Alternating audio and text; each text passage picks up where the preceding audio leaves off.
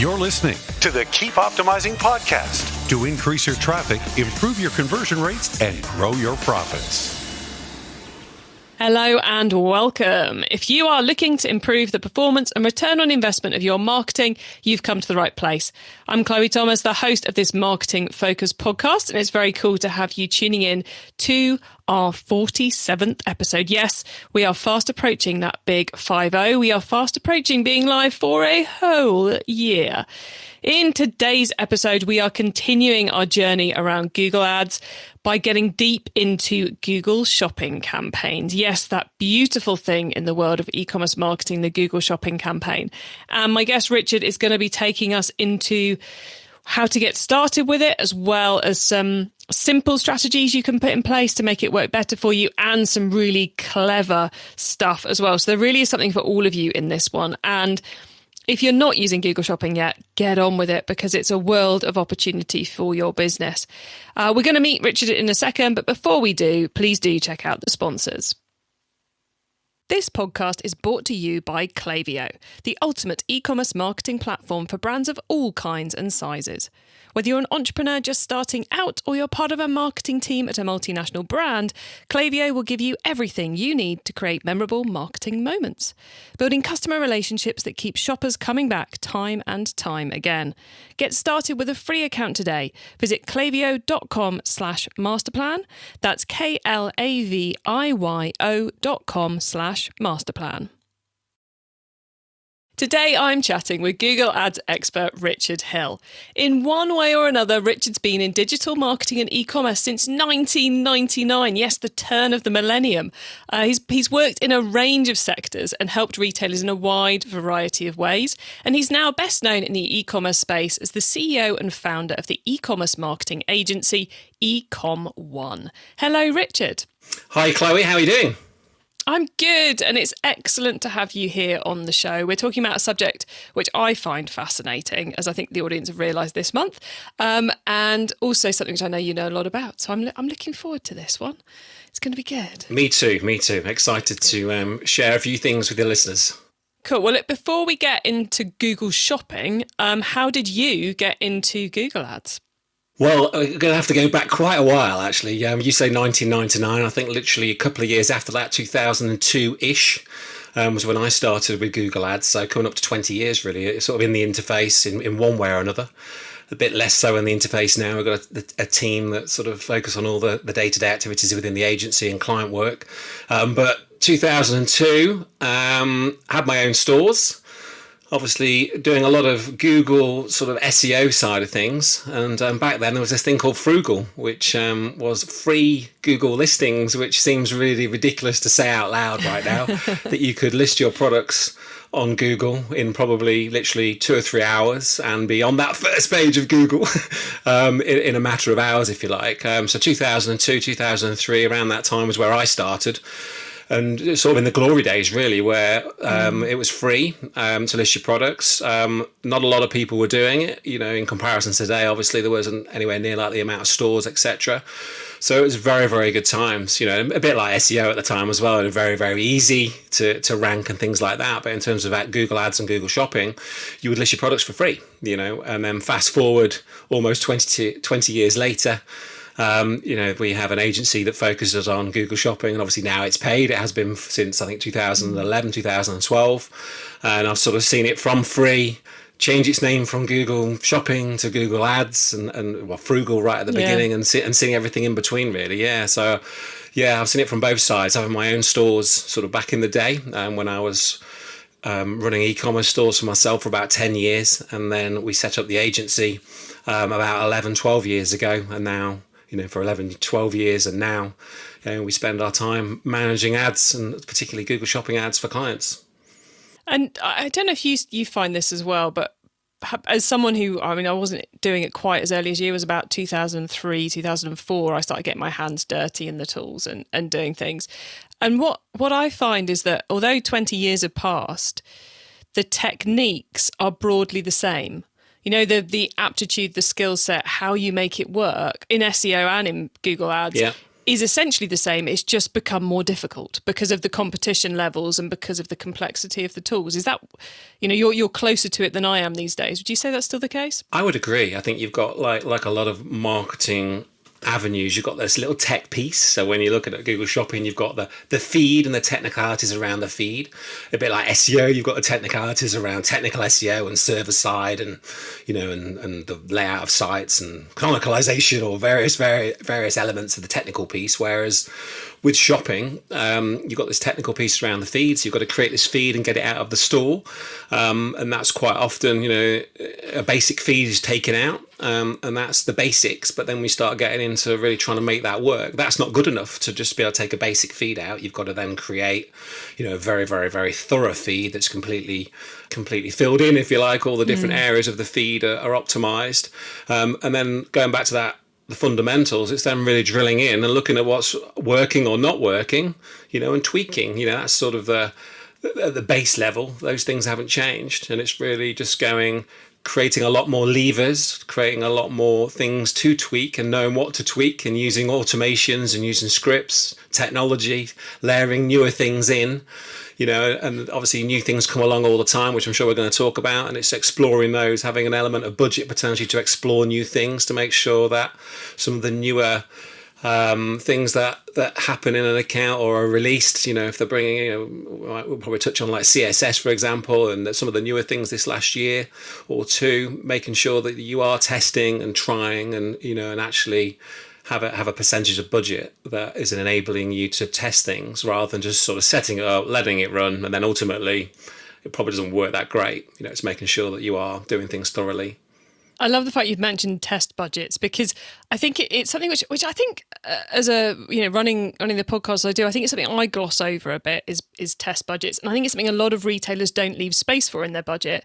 It's like, we set up the Google ads and we want it to achieve this return year after year after year, and it's like, well, you've got to have some money that you're willing to lose in order to learn to maintain that level year after year after year. So ballpark, what percentage of a Google ad spend would you put into testing? Just to give the audience an idea. Are we talking 50%, 5%, 1%? I mean, obviously depends on that client's sort of willingness to commit to tests. I think if somebody's quite a seasoned AdWords a company using AdWords, then I would sort of say 10 to 20% would be a good amount to be testing new campaign structures, testing different ad types, testing let's say with shopping, for example, typically with an e-com store, you might have 500 SKUs or 50,000 SKUs. So 50,000 SKUs, to optimize 50,000 SKUs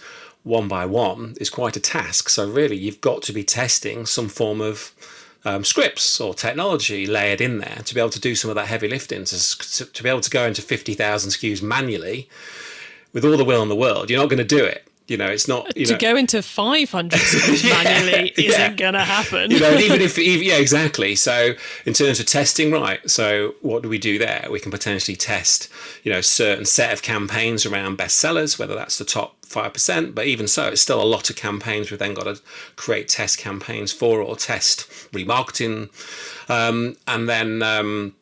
If you're then going to start using some technology, that technology then costs money ultimately. So you've got a test budget to test, maybe some third-party tools or third-party scripts.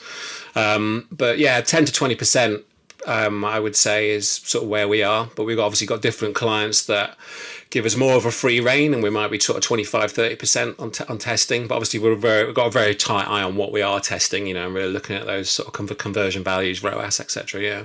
Yeah, because I always think a testing budget is money you're willing to lose, but which you're trying to create a return on. So it should return something, or enable you returns in the future. But you've got to be willing to go, okay, that test didn't work. What have we learned? Let's do something else. Yeah. The mindset has to be there, doesn't it? Right. Let's get properly into Google Shopping now. You mentioned automations and scripts, so I think we're going to start there, because I think. We're going to play this for those who are already doing some Google Shopping, I think, for the next few minutes at least. And I think a lot of retailers I come across are very much doing the Google Shopping optimization manually. Yeah. And their ears are probably pricked up. Scripts, automation. This sounds complicated but rather intriguing. Yes. So how might we want to be using... actually, first off, is there a difference between a script and an automation, or is it just terminology? It's just terminology, really. I guess some people listening will go, well, they can be different, but really it's the same sort of thing, really. You're trying to get something to automatically happen, whether that's using Google's own scripting or using a third-party tool, if you like, that's got potentially some pre-built scripts that you can then tweak. And are we using those scripts? Because I guess we've got the two key parts of Google Shopping. We've got the feed and we've got what happens in Google Ad Manager. Yeah. Can we use scripts on both and automations on both to tweak and optimize, or is this purely an in Google Ads thing?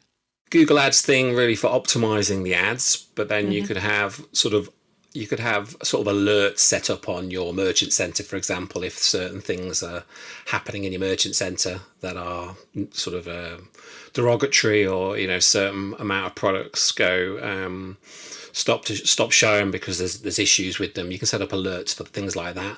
But when we say scripts, the sort of things that people should be thinking about, this is quite a big topic, but with Google Shopping... So we know that scripts and automations are essentially the same thing, everyone. So as we're talking about this, we're going to use the words interchangeably. It's not two different tactics. And we're going to focus in on what happens in the Google Ads Manager account. Yeah. So what's the most common script you were putting in place for people? What's kind of like, when you log into an account, you're like, I cannot believe they haven't automated that. So when we're working with a client, one of the first sort of things that we will do in that onboarding is just to understand what the objectives are. So let's say, a client is trying to get a 5 times return on his ad spend, or, let's go with 5 times return. Well, we'll go with 10 times, make the maths a bit easier. Go with that, 10 times return ad spend, and they want, 100 grand from ads. So they're going to spend 10K, aim to get 100K back. So we've got this 10 times ROAS. So when we look at let's say we've got 1,000 SKUs in there, and ultimately when we built out a campaign or multiple campaigns, we've got a ROAS for each SKU potentially, or we've got a ROAS for each category, subcategory of products. And then when we open up the filters in the ad in Google Ads, you can see what the ROAS is at SKU level. And let's say we were trying to get a 5, but a lot of products are performing above a 5 and below a 5, and there's products performing at a 15 and products performing at a 1. Obviously, they're all different ROAS returns on product level. And then when we go to like the category level, we can get an overriding feel for what the category is. What we can do is layer a script in to say, right, what I want you to do, script, is to go in there and on a Monday morning, look at every category that is below the 5. And if it is below the 5 on an average of, say, 7 days or 30 days, reduce the bids by a penny, for example. So we know that they're, in effect, that those campaigns are not performing where we want them. So automatically go and reduce the bids by a penny. If they are performing to a 9 or a 10, set the criteria in the script, which is exceptional. It's nearly almost double what the target ROAS is. Then we're going to increase the bids by 2-3 pence. But we can have these scripts running by every Monday. That script might run every Monday, for example.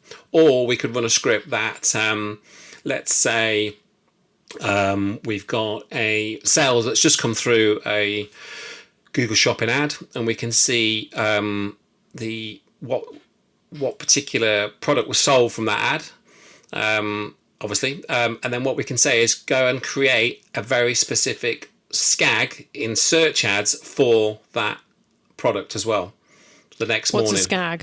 So single keyword ad group.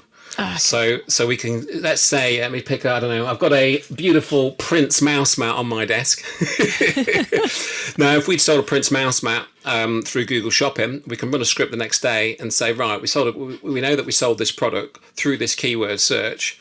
Let's create a search ad for that actual keyword that triggered that sale the previous day. So we're actually creating ads specifically to products that sold the previous day. And that's always ongoing. So we layer in about 6 or 8 scripts, usually in the first few weeks into an account. And then usually sort of 4 or 5 months, we might have 30 scripts running in an account, and whether that's a day part in scripts, think of all the settings that are in an AdWords account. whether that's, day parting, time of day, whether that's location bidding. We can have a script, go in there and say, right, find me all the times of day that are performing at X ROAS or at a certain criteria, and adjust up and down the bidding based on that criteria. So we've kind of gone through two types of script there. One is the type where you're getting it to do the base optimization, kind of the housekeeping optimization for you. So you're constantly tweaking and amending, but it's doing it all for you so you can focus your manpower on the more exciting and intelligent aspects of Google Shopping. And then the other one is using it to learn from Google Shopping to make your keywords better, which was the script that creates the SKAG, the single keyword ad group. Yeah. Nice. Yeah. Okay, right. I think, unless there's anything else on scripts, I think we should move on to another area of Google Shopping. But you were about to say something, Richard. So was there something really hot and exciting? I think it's just that ultimately most of your listers, I think, will have thousands of SKUs. So using scripts is very key for e-com stores more than any type of business, because you've just got so many products potentially with so many levers that scripts can go in and do a lot of that heavy lifting. And then you can spend your time, doing the more sort of commercial, looking at the account more, spending more time on the industry, who's doing what. It's the role of automation, I guess, in any part of a business, isn't it? You automate the lower grade stuff to give you time back or to protect you. It's kind of an insurance policy. And then it gives you the time back to work on the stuff that takes you even higher. Yeah. So how do we get even higher? Richard, once we've got our scripts running, what are the key things you're seeing people doing that are leading to success on Google ads, on Google Shopping ads at the moment?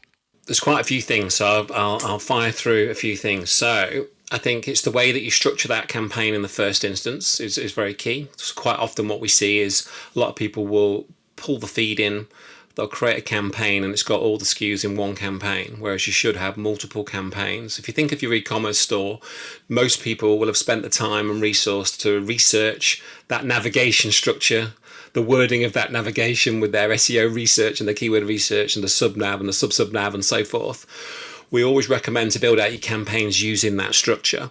Now, to use that structure, the naming conventions of your categories, subcategories won't exist in Google Shopping's hierarchy, usually in their Google hierarchy of what they call their categories. So you have to sort of use something else which is called product type.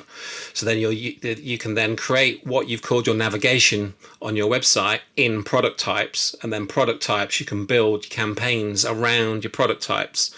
So then your actual structure of your campaigns are then mirroring in your website. That assumes you've done some good work on your website navigation in the first place, which obviously not always is the case, but we're assuming a few things. Quite often the type of clients we work with, they're semi-sophisticated, I think, or they're usually quite into their journey with e-commerce, and they've maybe had 3, 4, 5 SEO firms look at their structure, and they've heard they've done keyword research for 3 years or whatever it may be. So quite often the structures are quite good. So we want to build the campaigns using that structure. So then when you're logging in, you're seeing your campaigns in a very familiar structure, and then going those campaigns. Then something I would really recommend is using custom labels, which again is quite often not used. So custom labels enables you to add an additional data into your feed, which you can then use in the campaign. So an example would be, one of the best ones we find is price break, because ultimately, again, most stores have got products for £1 and maybe products for £1,000, and if they're sitting in the same campaign and the levers you're adjusting are the same levers for the £1 thing or the £1,000 thing, that's just crazy. It's really hard to get a good ROAS on a £1 product, and it's quite easy to do it on a £1,000, or it's easier to do it on a £1,000 product, isn't it? Absolutely. So you would create a custom label that says anything between 1p and say £10 goes here. Anything from £10 and a penny to £20 goes here, and so on, all the way through to your dearest product. And then some of your price breaks might be like 50 to 100, 100 to 200, 200 to 350. But then what that enables you to do is then bid on that price break rather than just those products in that category. So you go in category, price break. You might put other things in there like brand and things like that. But using custom labels is something that is very much not used in probably 90% of the accounts we see. The structure is incorrect, and then they're not using the custom labels. I find the lack of using custom labels insane because it's 4 years since I ran a Google Ads agency. And we were excited about custom labels for about 3 years before that happened because they are gold dust to a Google shopping optimization. They are just like such a powerful thing. And to think that still people aren't doing it, it's frustrating. Yeah, I mean, I'm looking at a new account, probably a couple of new accounts every week is where I spend a lot of my time. And it's so common. And it's such a quick win, just that one thing I've just mentioned, but then you can add in other things like, margin, best-selling products, seasonality, are quite a common one. There's all sorts depending on the business, really. Yeah, add them in, and then you can take that variable and break your campaign down with that variable or adjust bidding, around that variable. So if you've got best-selling products, if you've got high margin, high, medium, low, high margin, well, you no doubt can spend more money on your ads, on getting enough. Yeah, so you can set a different ROAS target for the high margin products versus the low margin products, which helps you achieve those overall performance areas. Just helps you do more clever marketing, doesn't it? But Richard, we were working through your list there. So we got the account structure. Yeah. 100% agree with that one. We got custom labels. 200% agree with that one. What else have you got on your brilliant list for us? I think a quick one is mobile optimization. It's just looking at the device bids, which is quite a basic setting really in AdWords, and this goes across any type of search campaigns, display, whatever it may be. But looking at the conversion ROAS and the values across devices, so quick adjustments in an account. On mobile, you will usually see that, and this is there's a few caveats to this, but quite often, 9 times out of 10, you're going to get a better ROAS off a desktop. That's a quite bold statement, and a few people may disagree. But look at your stats, and you will see that that quite often a few adjustments on mobile will average out the ROAS on mobile a lot better. So going in and making some quite bold adjustments on mobile is usually a very good thing to look at. And then I would say there's something that's used in the industry and something we've really developed and taken and really grown this last sort of 3 years is a thing that we call keyword sculpting. So when you think of a product, a type of products, typically with Google Shopping, you're creating a feed and then you're saying, I want to bid 50p on that product. Where with search ads, you're saying, I want to bid 50p on that keyword.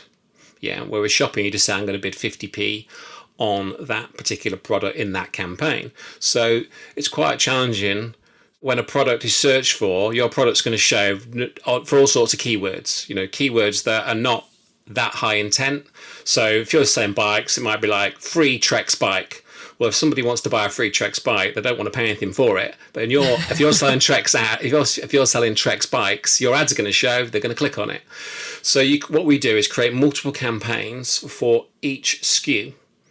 This is at the far end, and you end up with thousands of campaigns. So if you've got a Trex bike, so Trex bike would be a type of campaign. Trex bike with a model number would be a type of campaign, and then Trex bike with the full explanation of the full description. So there's 3 campaigns that are for one SKU, but we're using negative keywords and put in Trex bike in one end and then Trex bike with the model number in the next one. So basically we're herding keywords. So if somebody typed in Trex bike, this campaign won't show because we put it over here as a negative. It has to show over here.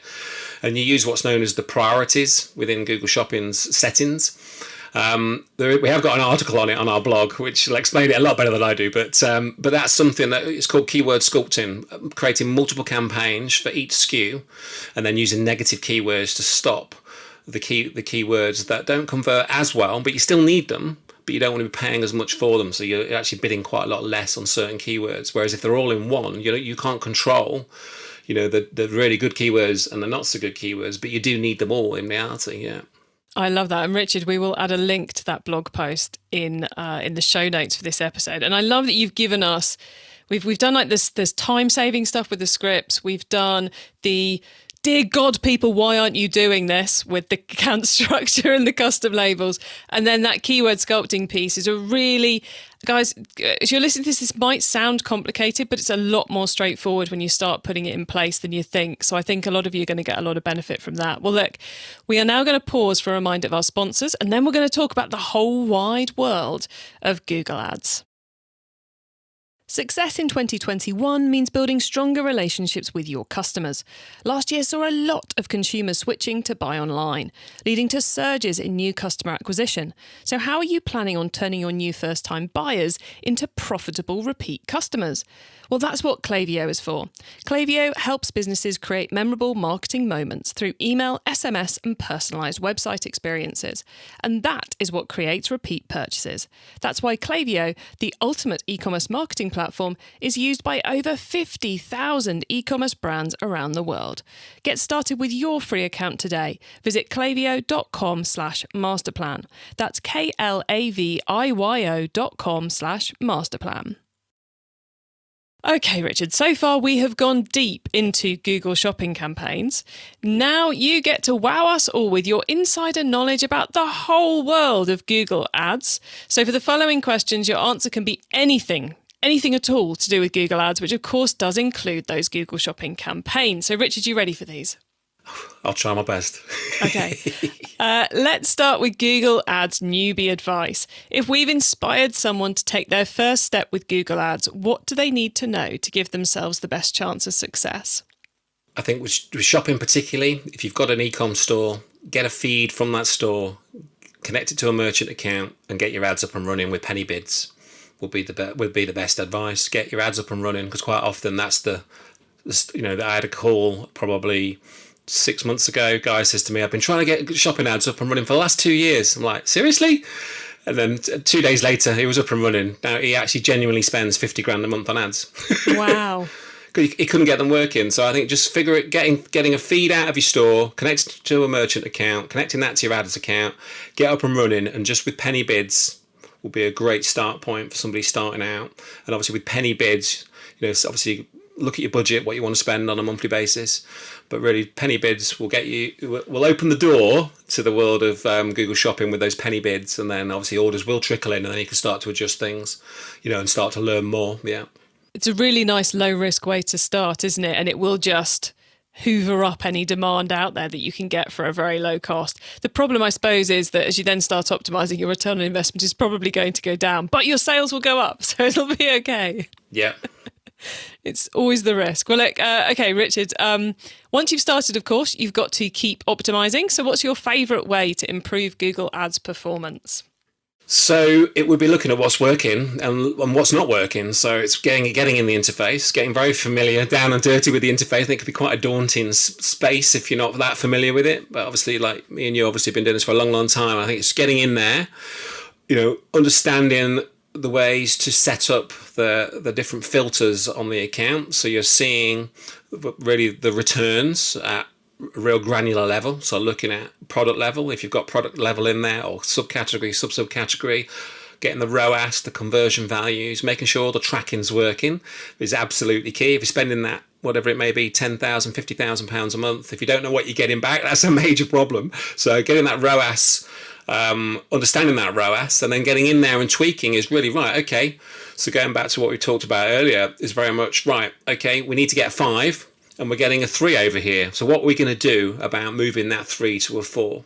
So it's then getting in, looking at all the other levers, some of the other things we maybe not talked about location targeting. If you're a UK based business and you've got other countries switched on by mistake, which is very unlikely, but it can be quite often some very crazy settings that aren't that aren't set up properly or set up incorrectly.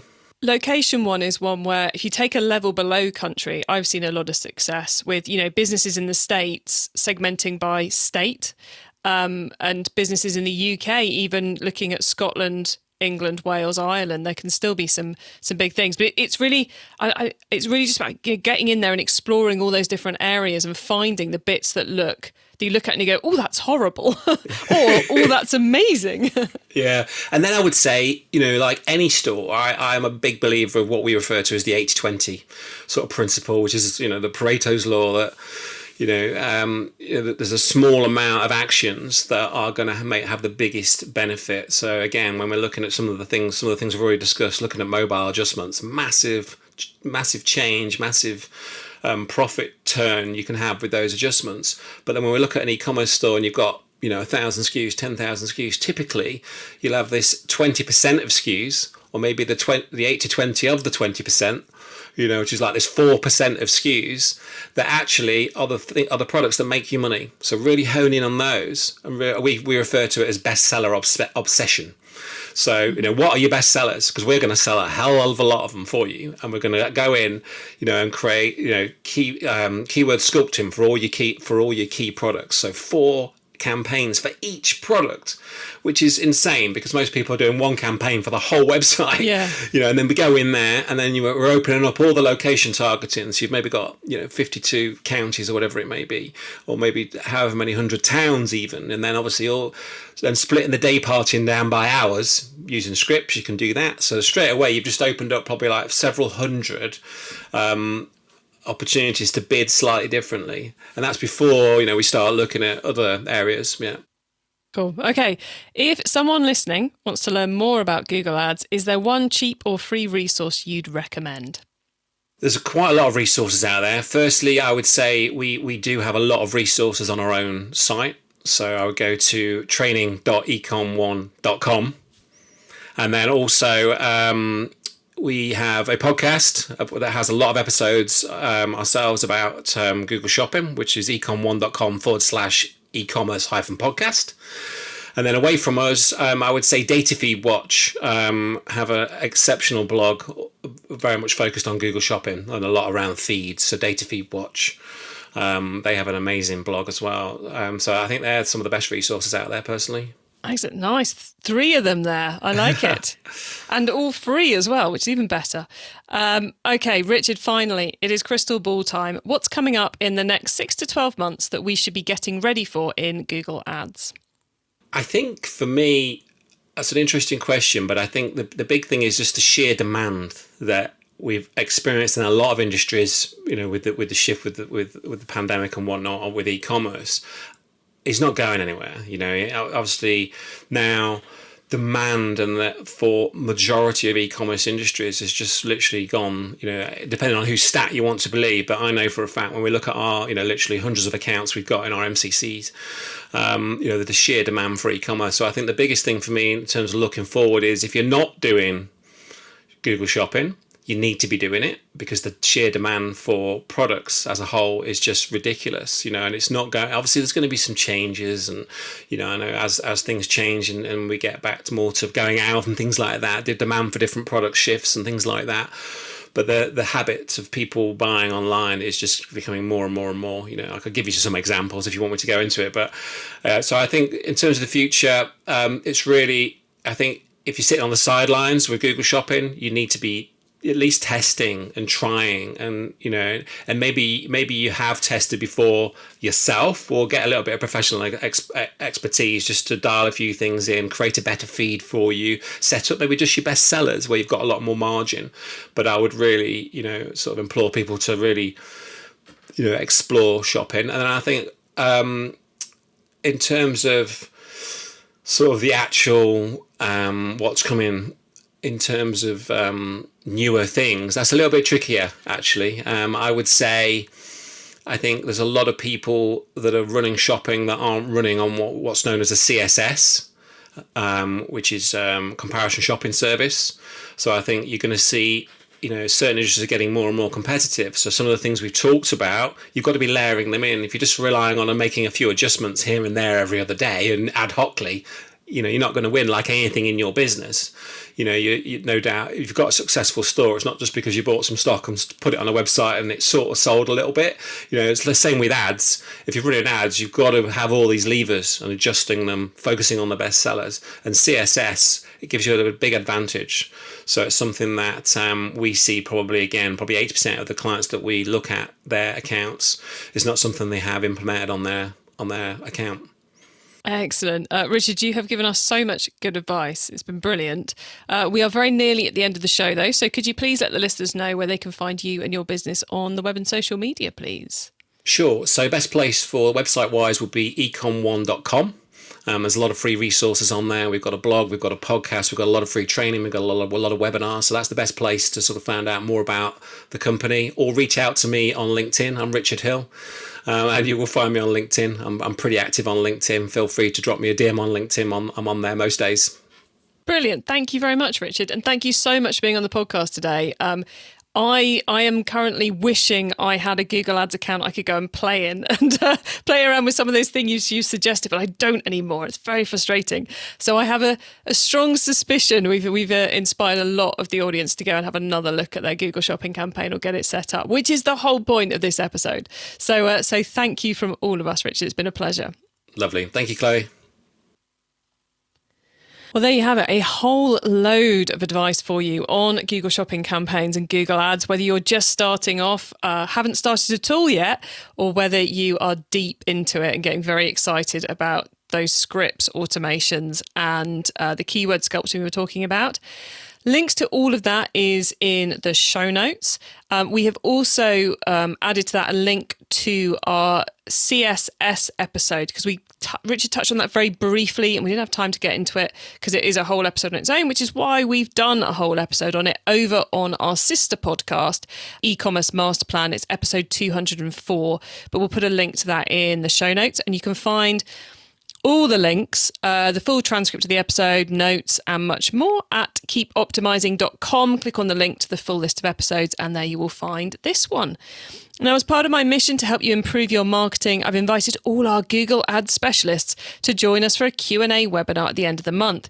That's going to be your chance to get your Google Ads, Google Shopping, etc. questions answered. So do make sure you get yourself signed up and registered by heading to keepoptimising.com. And I know you guys are listening from all over the world and the time might not work for you, but if you sign up, even if you can't attend on time, we send out the recording of that to everyone almost immediately afterwards. And if you can't make it because you'll be asleep or something important like that, then you can always email me your question and I will do my best to get it asked. So even if it's not happening at a time where you can attend, I would love your input to make that webinar be as useful for you as possible. Oh, well, thank you for tuning into this episode of the Keep Optimising podcast. Do check out our other Google Shopping campaign episode as well, which is number 15, because that will help you build on what you've learned in this episode. And if you know anyone else who's busy trying to improve their Google Ads performance, then or even actually to get the inside track on how to get their Google Ads agency working harder for them, please do tell them about our podcast, because I create it to help as many of you as possible to improve the performance of your marketing. Now, have a great week and make sure you listen to the next episode, which is going to be on Google Keywords, so that I can help you to keep optimizing your marketing. Access everything Keep Optimizing at keepoptimising.com. That's with an S, not a Z.